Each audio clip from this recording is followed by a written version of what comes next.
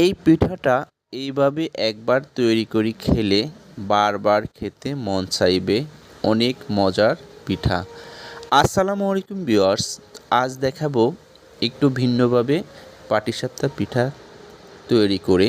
পাটিসাপটা পিঠা সবাই তৈরি করতে পারে, এক এক অঞ্চলে এক একভাবে তৈরি করা হয়।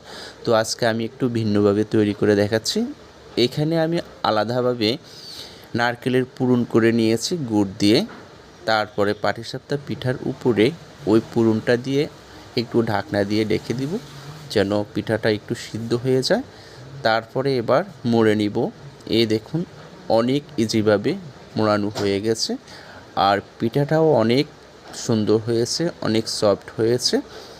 তো এভাবে এক এক করে সবগুলো পিঠা তৈরি করে নিচ্ছি। তো আপনারাও বাসায় এইভাবে একবার এই পিঠাটা তৈরি করে খাবেন, কারণ শীতে তো অনেকে অনেক রকমের পিঠা তৈরি করে, কারণ শীতেই পিঠা খাওয়ার ধুম পড়ে আর খেতেও ভালো লাগে।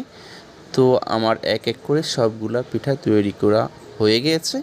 এবার আমি দেখাচ্ছি আপনাদেরকে পিঠাগুলো ডেকোরেট করে।